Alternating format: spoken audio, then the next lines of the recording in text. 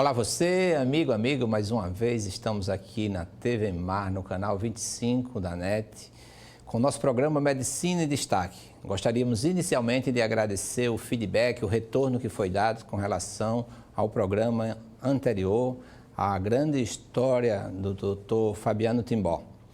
Nosso programa hoje tem como convidado especial o Dr. Álvaro Bulhões, o mesmo egresso da Uncisal, cirurgião geral, urgentista na unidade de emergência, além de trabalhar em outras instituições, outros hospitais do estado. Ele também é professor de habilidades médicas em cirurgia no SESMAC. Então, nosso bem-vindo ao professor Álvaro e dizer que o programa é seu e agradecer pela sua presença aqui. Dizer que a sua presença aqui é como uma cirurgia de urgência. Na verdade, o nosso convidado não pode vir e a gente agradece assim de como esteve de pronto para estar aqui no nosso programa. Gerson, eu que agradeço o convite. É uma honra estar aqui no seu programa, um programa tão bem visto por toda a comunidade médica de Alagoas. E é uma satisfação a gente poder conversar um pouco com você. Realmente foi assim um pouco de última hora, então eu peço desculpa por algum percalço ou alguma coisa que a gente não possa atingir a meta do seu programa. Mas eu tenho certeza que o seu programa, como é de sucesso, então vai ser bastante assistido. E eu agradeço mais uma vez e dou bom dia a você e aos seus telespectadores. Sou eu quem agradece, assim, você ser chamado assim de urgência, né? Mas me diga uma coisa, então já que nós utilizamos a palavra urgência, eu queria que você, como cirurgião geral, explicasse para o nosso telespectador a diferença de urgência e emergência. É uma diferença de um tanto quanto sutil, mas existe, e há uma confusão grande, inclusive com a comunidade médica, né? Sim. Em relação ao que é emergência e urgência. Emergência a gente pode classificar como um risco iminente à vida, ou seja, se aquele paciente não for tratado de imediato, pode causar letalidade para ele, ou seja, a morte, né? A urgência, existe um risco eminente à vida, mas que tem um tempo hábil para, às vezes, você fazer um exame, você demorar um pouco a fazer um procedimento cirúrgico ou na sala de emergência, aguardando uma propedêutica adequada. A propedêutica, quando a gente chama, são ou exame de laboratório, ou exame de imagem, ou até mesmo uma história, né? Uma história que a gente vai precisar da família para poder ter uma atitude mais correta. Então, existe essa sutileza, mas é mais em relação ao tempo que a gente vai poder atuar nesse paciente. Eu acho que já é suficiente para o nosso telespectador entender. Mas a gente vai ilustrar, por exemplo, uma apendicite aguda pode ser tratado como uma urgência. Uma urgência, né? Exato. Dá tempo de você solicitar uma ultrassom. Isso, exatamente. E a emergência? Uma agressão por arma de fogo no abdômen, né? Um acidente grave automobilístico com um trauma crânioencefálico, um trauma de tórax, né? Então, são as emergências. Não tem como esperar, Não né? tem como esperar. Um segundo vai fazer uma diferença. Pode fazer a diferença entre a vida e a morte. E como tem sido a cirurgia geral dentro da unidade de emergência, do HGE, né? Então, hoje no HGE, nós atuamos com todas as urgências e emergências traumáticas e não traumáticas do Estado. Existe uma outra unidade, que é a unidade do Agreste, né? Que ela, em Arapiraca, que ela só atua nas emergências e urgências traumáticas. O HGE, ele trabalha tanto com a traumática como a não traumática, né? Por exemplo, em cardiologia, né? Na pneumologia. Isso. Em relação às cirurgias, a gente vai ter a cirurgia geral, cirurgia ortopédica, cirurgia torácica, cirurgia urológica, né? No tratamento clínico de urgência e emergência, a gente vai ter a clínica médica, tanto da área azul como da área vermelha, a cardiologia, né? A cardiologia, houve um incremento no serviço e eles estão fazendo também a parte de hemodinâmica, né? Que é o tratamento por dentro das artérias, principalmente no infarto. Isso foi um ganho muito grande para a população, né? Então, essa é o trabalho básico da unidade de emergência, o HGE, né? Que hoje chama HGE, Hospital Geral do Estado, Oswaldo Brandão Vilela, né? A gente vê que hoje é um gigante, é um dado de emergência, né? Hoje você tem ideia de quantos leitos, assim, quantas enfermarias? Isso, Gerson, em termos de número de leitos, eu acredito que nós estamos perto dos 250 leitos, porque existe uma diferença, como você sabe, de leito habilitado e leito não habilitado, né? Que diferença é essa? Essa diferença é aquele leito que realmente existe para o Estado, ou seja, aquele leito que o paciente sendo internado vai ter uma remuneração para o hospital. É isso que a gente chama de habilitado e não habilitado. Sim. O não habilitado é quando tem vamos dizer, como agora uma pandemia ou uma catástrofe e os pacientes, infelizmente, vão ter que ficar no corredor ou vão ter que ficar em maca. Então, é um leito, esse paciente vai ser visto, vai ser examinado, mas ele não é habilitado, ou seja, ele não é um leito considerado operante, né? Ele é um leito de emergência, né? Então, em torno, acredito que uns 250 leitos, podendo estender para quase 400. Em média, se deve estar fazendo um atendimento diário no HGE de torno de 500 pessoas, né? Com essa pandemia aumentou bastante, principalmente a parte dos pacientes acometidos de Covid-19, né? Infectados pelo coronavírus, onde houve também uma diminuição dos atendimentos de trauma, mas não foi uma diminuição significante, considerada por nós, né? E nós temos em torno de 15 a 16 especialidades efetivamente atuantes no HGE. Isso faz uma diferença no hospital de emergência, né? Porque, às vezes, ocorrendo um acidente, as pessoas dizem, me leve para o hospital X ou hospital Y, mas nenhum destes tem um suporte de profissional em 15 especialidades, não é isso?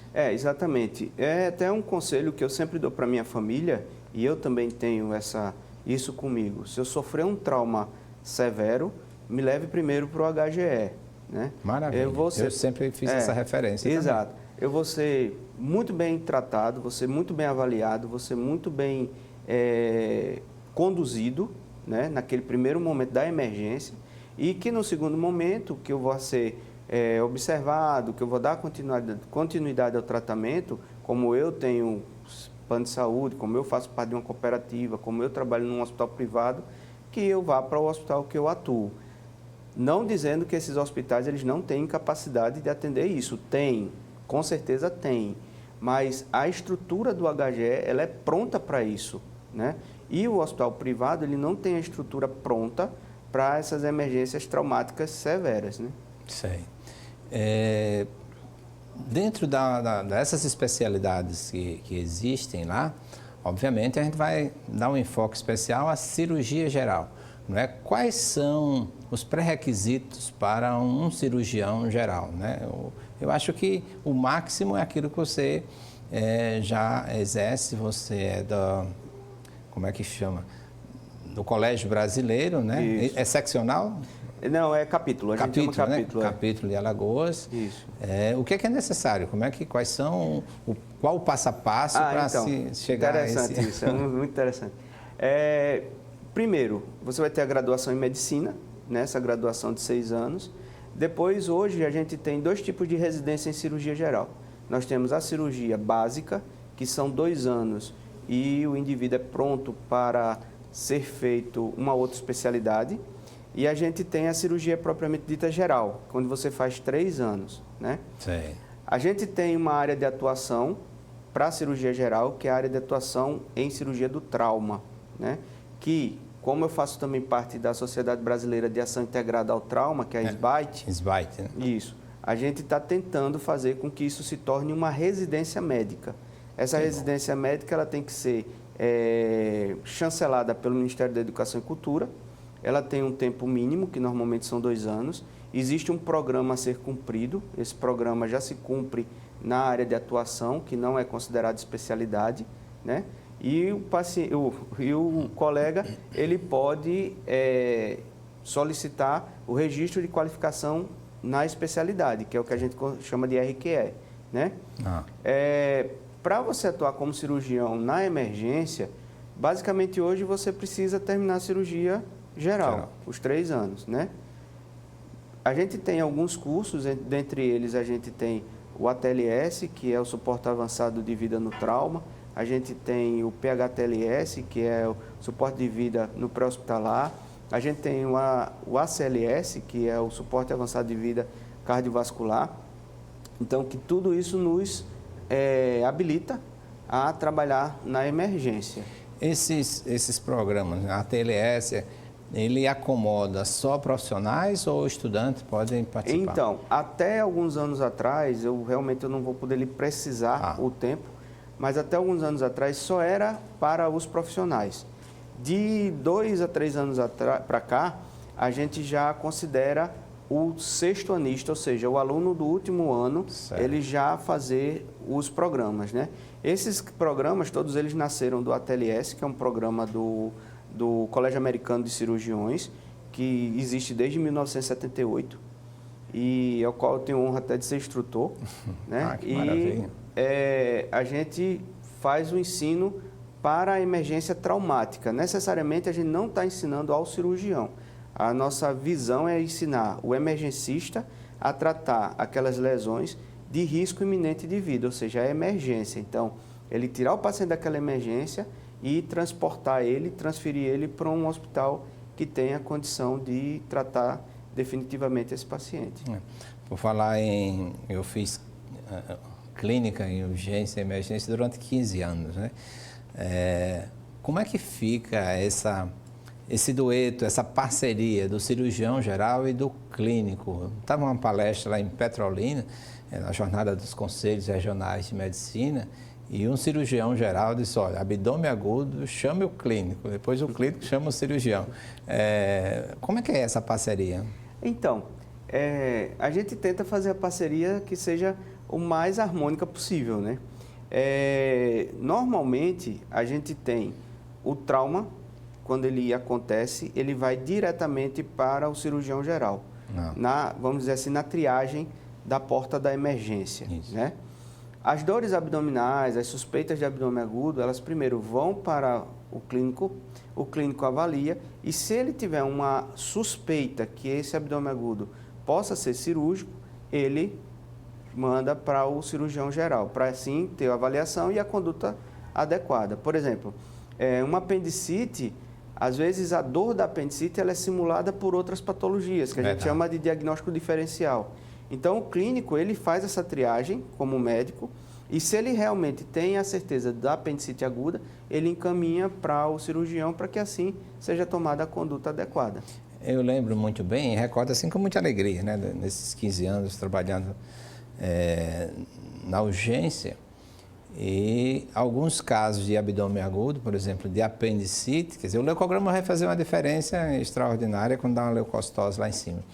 Mas tinha uma dor epigástrica, esses foram 2 casos assim, onde o cirurgião já tinha preparado para fazer a cirurgia, quando na verdade era uma estrongiloidíase assim absurda. Disse, não, vamos fazer um exame mais detalhado, vamos dar um tempo para o dia seguinte. E o outro foi de uma úlcera perfurada, né? Onde, pelo histórico, na verdade o clínico tem um pouquinho de tempo a mais do que o cirurgião para fazer um levantamento, uma boa anamnese, e aí se bota na sala, pode levar para a sala e chamar o cirurgião. Isso era 2 horas da manhã. Isso é muito bom.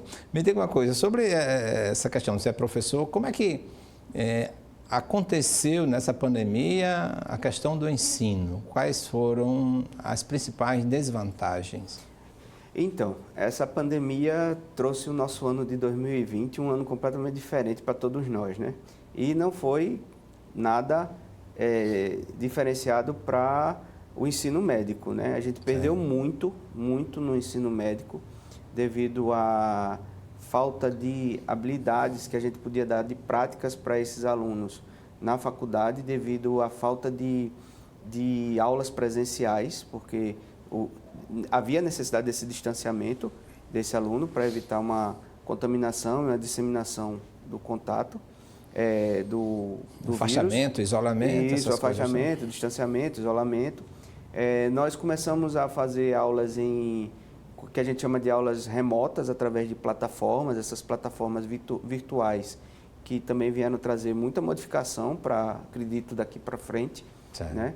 Mas houve uma perda nessas práticas desses alunos, não resta dúvida, inclusive nos ambientes hospitalares, porque como as instituições de ensino, elas são responsáveis pelos alunos, elas também afastaram esses alunos dos hospitais, né? E também como alguém fala de forma assim pejorativa de que os estudantes são mão de obra barata, mas na verdade são eles que fomentam, são eles que fazem com que o paciente seja mais assistido, né? Porque ele vai ter mais disponibilidade ali junto com o paciente. Então houve um prejuízo também para o paciente, né? Não resta dúvida. Se a gente imaginar a engrenagem de um hospital como a engrenagem de um relógio, não resta dúvida que a engrenagem maior, aquela que dá a maior força para todo o maquinário, é o estudante, né?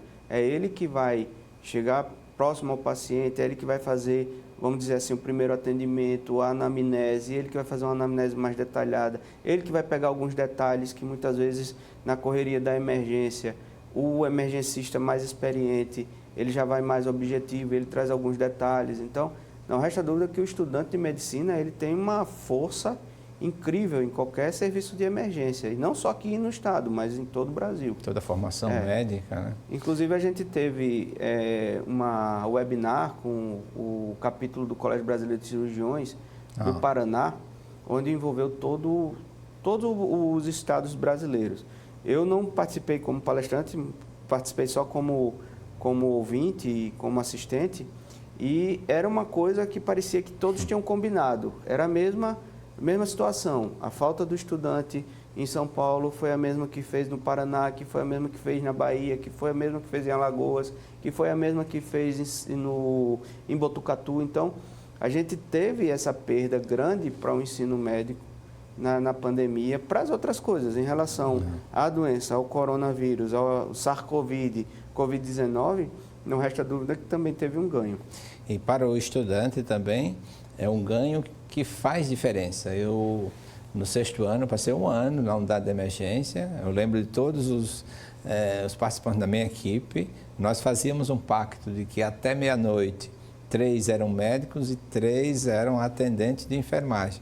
Então, eles aplicam a injeção, quem aplicava e o pessoal já gostava bastante, né? Ficavam lá sem fazer nada. E isso faz uma diferença para você entender o paciente, né, para as outras urgências. Eu lembro que meu primeiro emprego foi no interior, onde eu tinha que fazer procedimentos, lavagem, aplicações de injeções e tantas outras habilidades que tem o técnico de enfermagem. Mas pela carência, quem fazia eram nós mesmos. Né? Exatamente.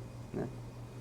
E, então, esse prejuízo, até na unidade de emergência, também foi presencial, foi percebida, né? Foi sim. Desde março que as instituições de ensino, elas retiraram seus estudantes por proteção deles, né? E a gente ficou sem os estudantes atuantes no HGE. Como professor de deontologia, eu queria que você, como professor de habilidades, mandasse um recado para os estudantes que padeceram, estiveram distantes desses momentos, uma palavra de estímulo aí para eles, né? A palavra de estímulo que eu posso dar para eles é a seguinte: estamos vivendo um momento muito difícil, mas vai tudo voltar ao seu normal, vai passar. Não perca o encanto. De forma alguma pode perder o encanto pela medicina, porque a medicina é a arte de fazer ciência e a ciência de fazer arte. Então a gente não pode nunca perder. A partir do momento que você acorda e você não acorda feliz por ser médico ou médica, aquele dia é melhor você ficar em casa.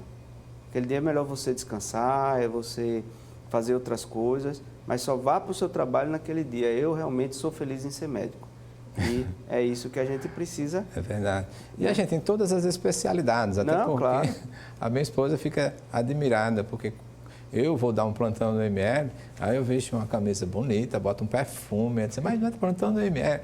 Mas é quando você faz aquilo com amor, faz uma diferença. Exato. Isso não é diferente de uma urgência e de uma emergência. Agora, você que... Eu vou pedir aqui uma participação de uma pessoa muito amiga nossa, Vou pedir o Josiel, nosso amigo aí, que coloque aí um vídeo. Josiel, dá para ouvir aqui, né? Bom dia, tudo bem? Queria parabenizar a TV Mar e ao Dr. Gerson Odilon pelo programa. Este programa que traz entrevistas e que faz a gente reviver um pouco e aprender um pouco da nossa história, principalmente também da que nos interessa, que é a parte médica. E eu queria aproveitar como parabenizar também o entrevistado do dia de hoje, com o Dr. Álvaro, meu amigo, compadre, participativo dentro da diretoria do sindicato, perguntar a ele como é que se comportou o trauma nesta pandemia. Piorou, melhorou? Como é que ficou? E principalmente os investimentos e requisitos do governo em relação ao nosso HGE. Um abraço. Olha aí, agradecer ao professor Marcos Holanda. Grande abraço, Marcos. Preste atenção nesse trânsito, pelo amor de Deus aí. Eu já orei por ele, que está voltando de Arapiraca. Exatamente, voltando de Arapiraca, nos serviços do CIMED. Nosso grande presidente, amigo, compadre. Tenho honra de trabalhar com ele sempre, tanto na emergência como na eletiva. Figura humana extraordinária. É sim. É uma pessoa sensacional. Você sabe qual a importância de chamar alguém de compadre, né? Quer dizer, é aquele pai que ele substitui. Exatamente, é a substituição da figura do pai. Como a comadre é a... da mãe. Que vem do espanhol, não é isso? Isso. A gente teve uma certa diminuição dos atendimentos, mas não foi a diminuição esperada. A gente teve uma diminuição em torno de 20% dos traumas que nós tivemos durante o mesmo período do ano passado, né?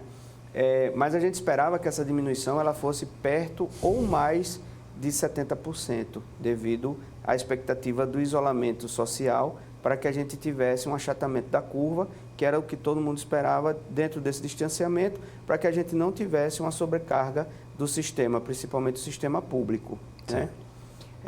Em relação ao que a comunidade médica passou da pandemia, a gente teve como CIMED, e aí agora eu falo como um dos diretores do CIMED, que eu tenho o cargo de diretor de ensino, cultura e lazer, né?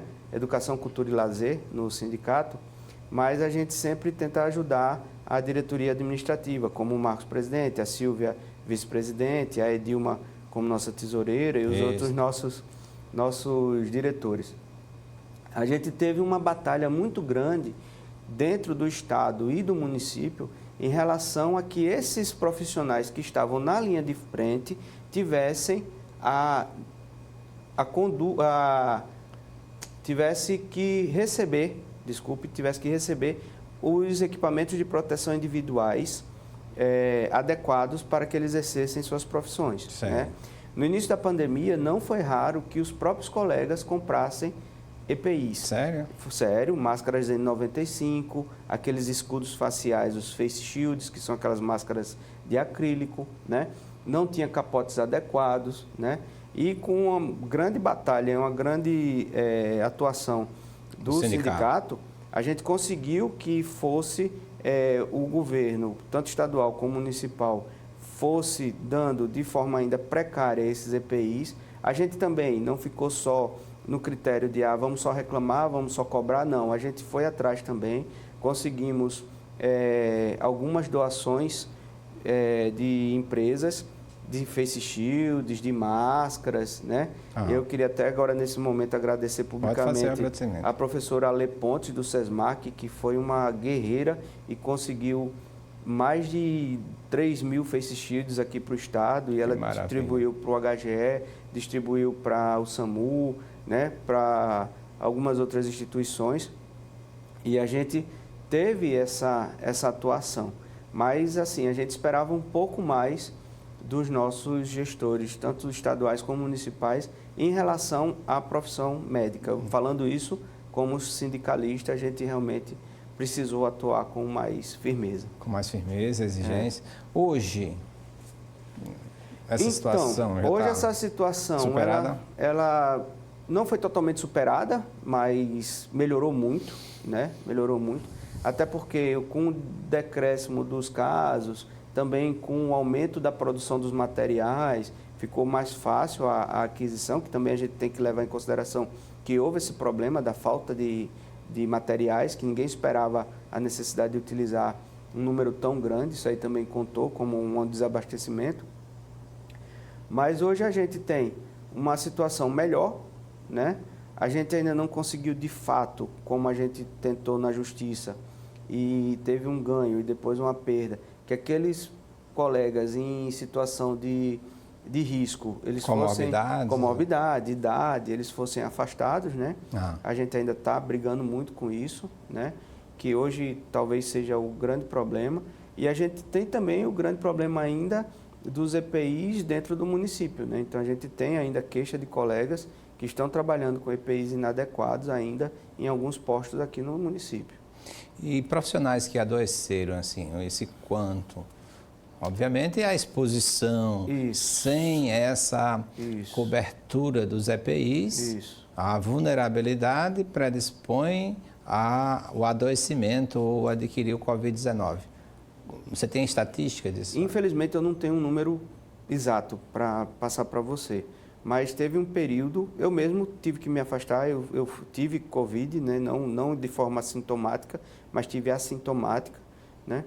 Fui afastado e nesse período, que foi aquele período final de abril, primeira quinzena de maio, teve vários e vários furos em escalas, tanto no HGE como nos hospitais privados. Sei. Então, o SAMU sofreu muito com esse afastamento, o HGE sofreu bastante, né?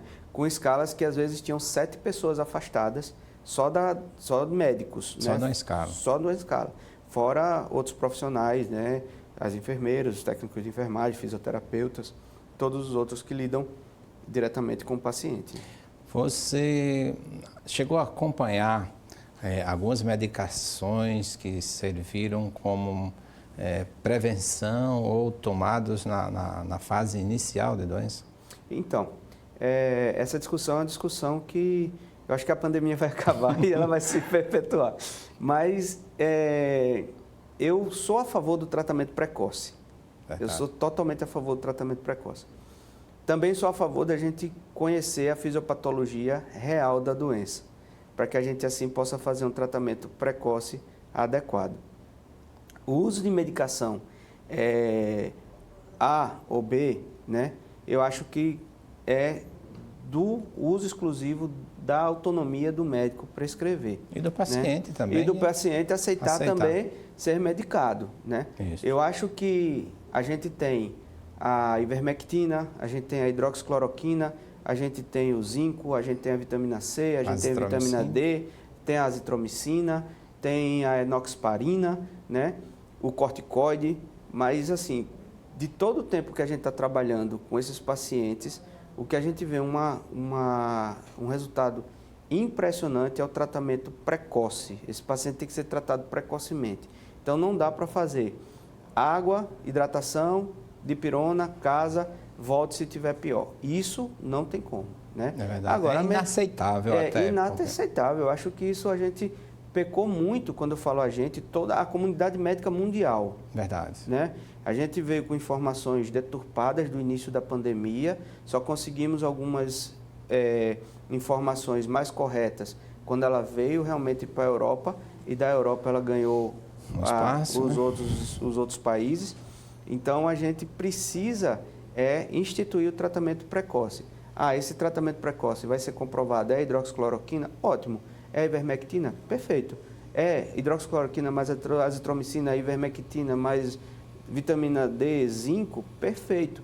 O que a gente não pode é deixar de tratar precocemente o paciente. Isso é o que eu acho que utilizei, não em mim, mas utilizei na minha esposa, na minha filha, drogas que hoje são discutidas, e falo o nome, que é a hidroxicloroquina. E fez a diferença? Fez a diferença. Eu posso dizer eu digo isso, a gente pode até conversou na entrevista anterior com o doutor Fabiano Timbó, e muitos exemplos. Eu, como médico do trabalho, acompanhei muitas pessoas, 120 pessoas que tiveram, e quem instituiu como uma terapêutica esses medicamentos foi uma diferença. Eu disse que o pessoal dava um atestado de 14 dias, eu não aceitava o 14, só 7. Com 7 dias a pessoa comparecia e quem não tinha já estava passando para a fase inflamatória. E aí começamos, alguns desses casos evoluíram para internamento. Não, a fase inflamatória, que é a fase 2B, quando você vai para a fase inflamatória, que vem a tempestade de citocina, aí é muito, muito trabalhoso. Muito, muito trabalhoso. E é nessa fase que o paciente evolui para UTI, muitas vezes para intubação orotraqueal e, né? E já com a viremia, né? Isso, exato. Fica mais difícil. Mas a gente tem visto, assim, alguns saído de forma exitosa desse período de internamento, muitos que foram entubados e saíram. Você que está assistindo o programa, a gente sabe que a medicina não tem só um caminho, é múltiplo, são múltiplos os caminhos, né, para a sua arte, né? Porque às vezes a gente quer atribuir só uma pesquisa científica, quando na verdade a arte, por exemplo, um chá de quebra-pedra, né? Quanto tempo demorou para pesquisas mostrarem que tinha uma eficiência no cálculo renal, né? E assim eu acho que nós temos que caminhar nesse instante entre com a arte e com a ciência, e não abandonar uma e esperar só a expectativa da ciência. Exato. Mas o que me chama a atenção, até na pergunta do Marcos, você com tantas atividades, tantos caminhos, aqui e ali, professor, diretor do Centro de Estudos, não é isso? Estou sabendo um bocado. O que é que lhe chama aí para o sindicato? Foi só o laço de compadre que o Marco lhe chamou? Ou você tinha ainda como estudante essa inquietação de zelar pela atividade profissional médica? Então, desde a época de faculdade, eu sempre já fui mais envolvido nessa questão da política da classe, vamos chamar assim. Eu participei efetivamente dos diretórios acadêmicos da Escola de Ciências Médicas, que hoje é um CISAL, né? Que é o Diretório 2 de Maio. Sempre fui às reuniões do sindicato, quando tinha as questões da classe. Teve aquela greve maior que nós fizemos em 2007, toda segunda-feira tinha uma assembleia, toda segunda-feira, quando eu podia, eu estava lá, e a gente questionava e falava e voltava, e ficava aquele jogo de quebra de braço com o governo da época, né? A gente estimulou, quando nós fomos para a porta do palácio com os carros, fazer um buzinaço, desde essa época.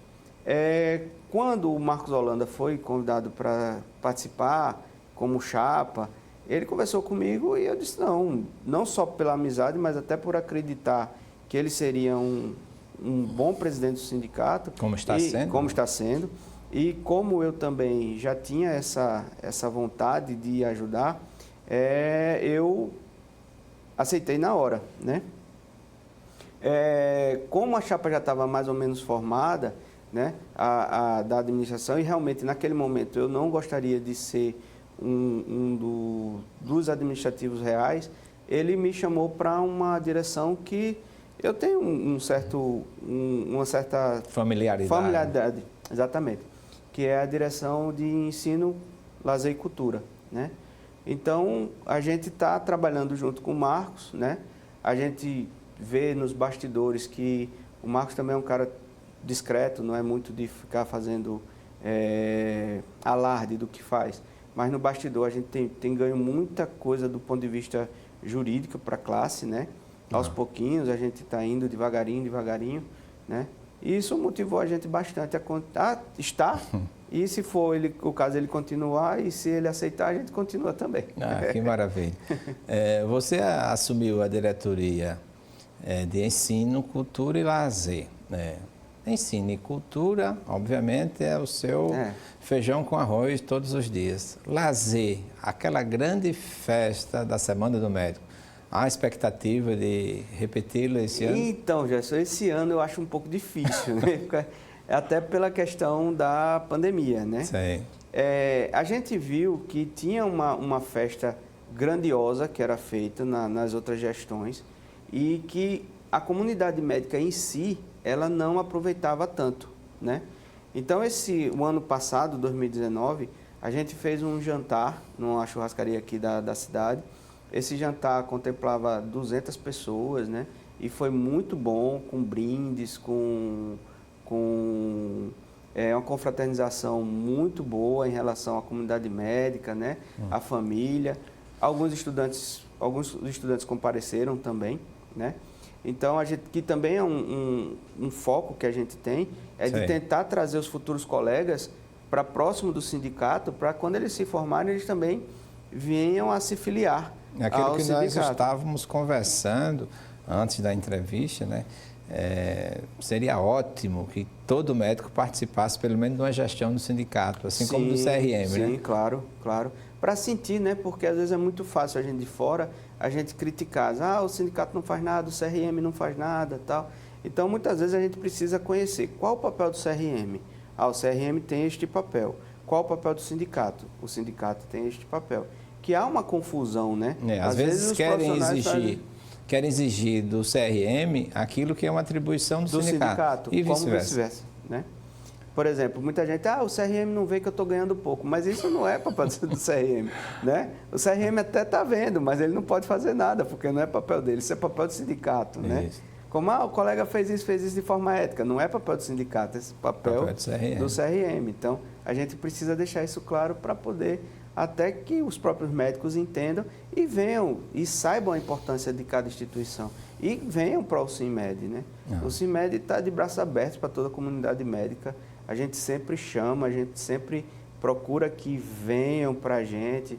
Às vezes até a gente está dando assistência a colegas que não são sindicalizados, até para que eles possam ver como é que é a estrutura do sindicato, como é que o sindicato funciona, o que é que a gente pode oferecer e assim a gente estimular os colegas a se filiar. Você falou há pouco que foi em 2006, 2007, a questão da greve. Hoje não tem mais espaço para uma greve. Eu acredito que o nosso... não que o pessoal tenha atendido, mas assim, a nossa inteligência é suficiente para pontuar aquilo que deve ter no andar de emergência, como o sindicato fez agora, mostrando da necessidade dos equipamentos de proteção, sem tornar o usuário refém dessa luta de classe. Mas é preciso também sensibilizar os nossos dirigentes para que eles possam se imaginar um dia na condição de usuário. Exatamente, né? O que a gente tem que lembrar, e que eu sempre falo, principalmente na emergência, é que todas as pessoas estão propensas a utilizar o HGE. Verdade. Todas. Desde o nosso governador, seja ele quem esteja ocupando o cargo, até aquela pessoa de vulnerabilidade de morador de rua vai utilizar o HGE. Isso não resta dúvida, em qualquer momento pode utilizar. Nós temos colegas que são plantonistas do HGE e já foram atendidos no HGE. Eu já fui. Porque o Amaury Corpo Clemente, estranho, tentei vários, fui para o andar da emergência. Exato, porque você sabia que lá ia ter um endoscopista habilitado, que ia poder fazer de imediato um plantão 24 horas. Então, qualquer pessoa pode utilizar esse serviço. A gente tem a necessidade que os gestores entendam isso e que entendam que, a partir do momento que eles estão tratando de forma incorreta aquela categoria, eles estão tratando muito mais de forma incorreta a população, né? E a eles próprios, né? E a eles próprios, porque eu não estou nem falando em questão de financeira, estou falando em condição de trabalho realmente. Isso. Então, a partir do momento que o gestor deixa faltar um material, deixa faltar uma medicação, deixa faltar um insumo, que ele deixa a gerência daquela unidade refém de uma burocracia, ele está trazendo um mal para a população. Então, é isso que hoje a gente luta, é isso que hoje a gente tenta ganhar por outros meios, até porque quando a gente declara uma greve, a gente sabe que a gente não pode parar a emergência, então o próprio movimento enfraquece, porque o posto de saúde, aquele paciente eletivo, Ele vai esperar, ele vai trazer uma consequência para ele de forma prolongada, sim, não resta dúvida, mas na verdade ele vai poder esperar. O colega do posto de saúde é penalizado porque vai ter o seu ponto cortado, não vai receber o seu vencimento, né?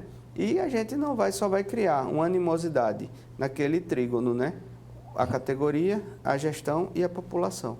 Então, se a gente pode fazer isso de forma negociável, de uma forma amistosa, mostrando os pontos e que a gente ganhe para todo mundo, eu acho que é o mais adequado. E hoje também quem sofre mais com uma questão de falta de material são os gestores, porque a população tem sido hoje um controle externo muito eficaz através das redes sociais, né? Eles fazem vídeo, assim, exigem e não tem como não recuar. Exatamente, né? A rede social ela virou uma arma muito poderosa e que tem o seu lado excelente e tem o seu lado que também não é muito bom, né? Às vezes a gente vê essa parte aí de alguns massacres eletrônicos que não são adequados, né? Tá bom. Então a gente tira o chapéu para você, Álvaro, dizer da sua vinda aqui em caráter de urgência, né? Isso mostra um profissional responsável que você é. Agradecer ao Marcos Holanda pela indicação também, assim, de imediato, dizer que este programa se dispõe a tudo isso, dizer para os nossos telespectadores que nós estamos aqui sem máscaras, mas é porque essa sala é completamente isolada, há uma porta de vidro, o pessoal fica do outro lado, né? Nossas máscaras estão aqui conosco, então a nossa distância também é aquela exigida pelas condições de afastamento. E dizer para você, telespectador, que continue também mantendo esses cuidados assim essenciais para a prevenção do Covid-19, né? Sempre lavar as mãos, máscara, o distanciamento, os abraços, como forma eficaz de manifestar o seu carinho, o seu amor, devem ser, por enquanto, evitados. Palavra final. Eu gostaria de agradecer, Gerson, o convite, né? Mesmo sendo de última hora, mas foi uma grande satisfação poder estar aqui, né? A minha admiração pela sua pessoa, pelo seu profissionalismo não é de hoje, né? Já lhe conheço há muito tempo e sei toda a sua retidão como profissional e como colega, como conselheiro do CRM, como médico legista, então tudo isso a gente, como professor também, né? Eu queria muito agradecer também a indicação do Marcos Holanda, que não pôde vir e lembrou de mim para poder conversar com você, né? E queria reforçar suas palavras, né? Lembrar do distanciamento, lembrar do uso de máscara. Não é porque a gente está progredindo as fases, como a gente saiu da fase vermelha para a fase laranja e fase amarela, a gente não possa retroceder. Então a gente está observando muito na rua o pessoal indo aos restaurantes, se aglomerando, ficando muito próximo, né? A juventude muito abraçada, muito carinhosa, né? Então a gente tem que esperar um pouco, principalmente porque a infecção do Covid, do corona, não acabou. Existem os assintomáticos, existe a forma leve, forma grave, forma moderada, então a gente precisa ter consciência disso, se respeitar o próximo, distanciar, usar máscara e esperar que isso tudo vai passar. Então nós agradecemos a você e agradecemos a você, telespectador, que esteve conosco acompanhando esse programa e fiquem com Deus e até o próximo, na próxima semana.